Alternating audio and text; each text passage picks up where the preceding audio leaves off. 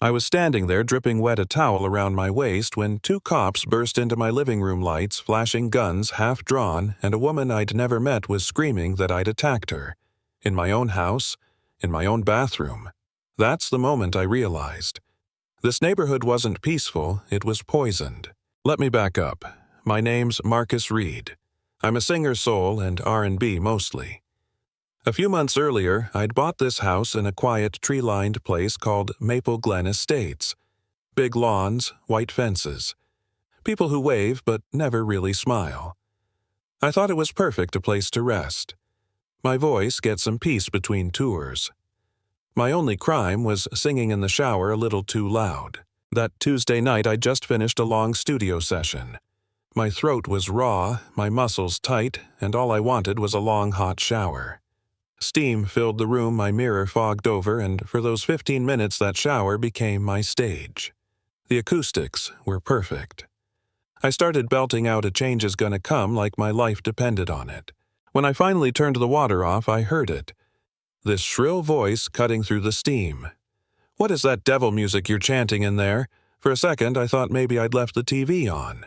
But then I heard footsteps. Inside my bathroom. I pulled the curtain back, and there she was. A woman in her 50s, bleach blonde hair frozen into a helmet, wearing a gray tracksuit and an expression like she'd sucked a lemon.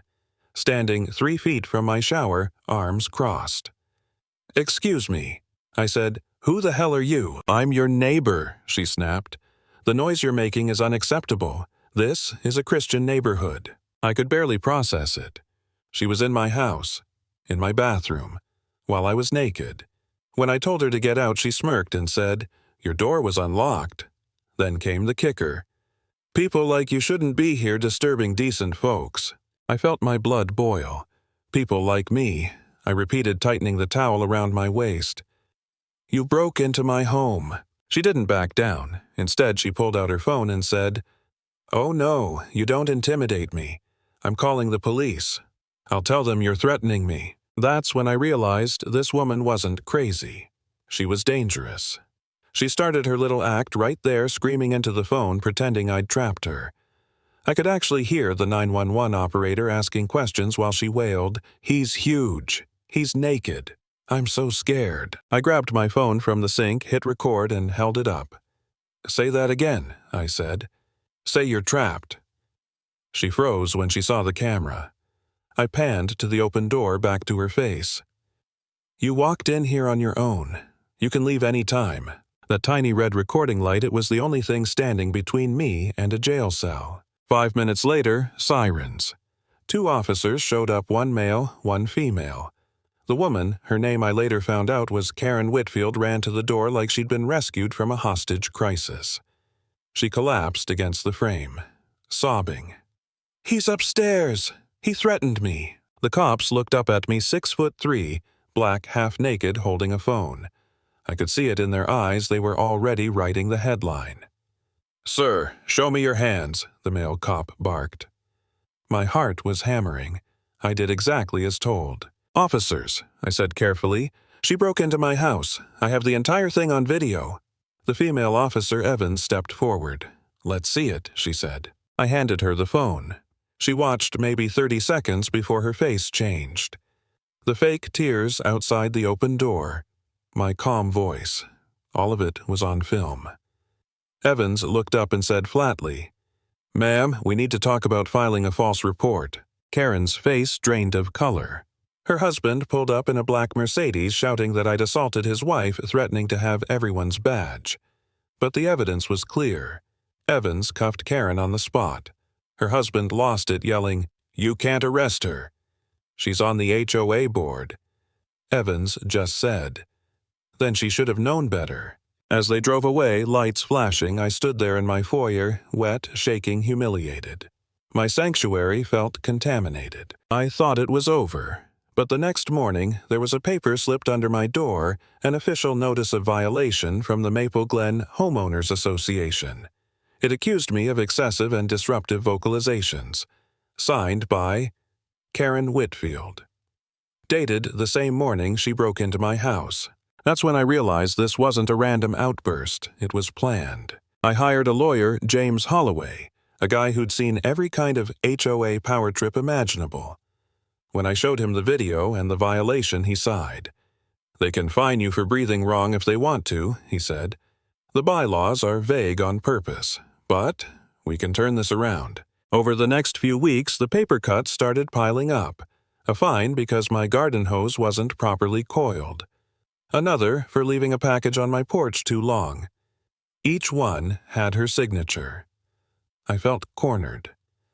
Some nights I actually wondered if maybe I was overreacting. Maybe if I just kept quiet this would blow over. But then I'd see the way my neighbors avoided eye contact. The way she stood on her lawn watching. I knew giving in would only make it worse. When James finally got the HOA's internal records, everything changed. We spent a weekend combing through 5 years of meeting notes and violation logs. What we found made my blood run cold. Karen had been targeting people for years the Vasquez family fined for cooking odors the Chuns cited for unapproved holiday decor. A synagogue denied permission to rent the clubhouse for Hanukkah. "This isn't just harassment," James said. "It's discrimination. She's been using HOA rules as a weapon." So we hit back. James sent a letter to every board member. Either they remove her, rescind every violation, and apologize, or we file a federal lawsuit for housing discrimination. The panic was immediate. They called an emergency meeting, kicked her off the board, and voided every fine she'd ever issued. Suddenly, neighbors I'd barely spoken to were knocking on my door, thanking me. Mrs. Vasquez cried as she said, "She made us ashamed of our food." I didn't set out to be a hero, but somehow I'd become one. Still, the criminal case crawled along. The DA told me it wasn't a priority. That stung.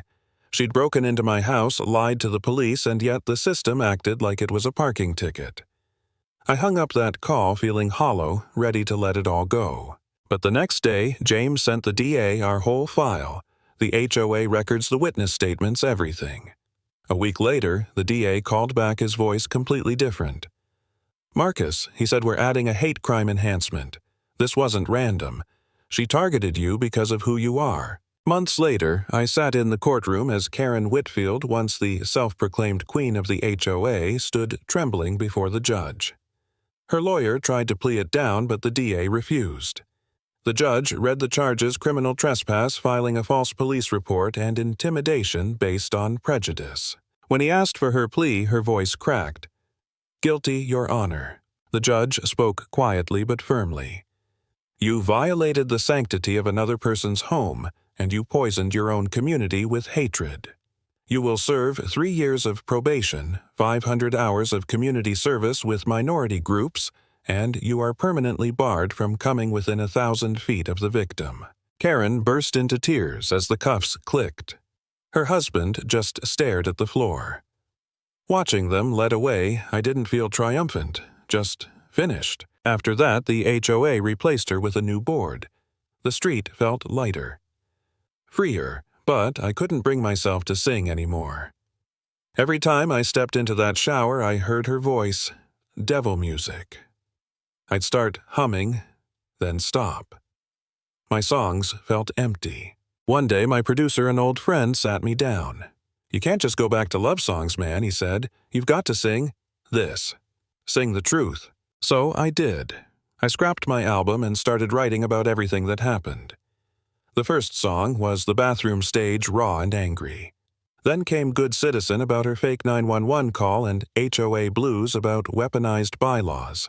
It wasn't pretty, but it was real. When the record came out, called Noise Complaint, I didn't expect much, but then one of the songs went viral.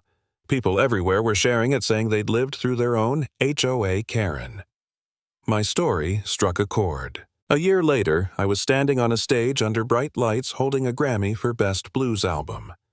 I looked out at the crowd and said, "A year ago, a woman broke into my house and called the cops because she didn't like my singing. Tonight, I guess she helped me win this." The room exploded in laughter and applause. But even that wasn't the real victory. With the money and the platform, I started the Sanctuary Project, a nonprofit that helps families fight abusive HOAs and housing discrimination. We've helped veterans, single moms, immigrants, people who just wanted to feel safe in their own homes. Every time someone thanks me, I remember that night in the bathroom and think, this is what came out of it. Years later, while cleaning my garage, I found the old USB drive, the video of Karen in my bathroom. I watched it one last time. Her rage, my fear, the steam on the mirror. It felt like another lifetime. I tossed it into my fire pit, watched it melt into a black puddle, and felt something inside me finally unclench. She tried to silence me, but in doing so, she gave me a louder voice than I ever dreamed of. Some people try to control you by fear or rules, but the moment you stop being quiet, they lose their power.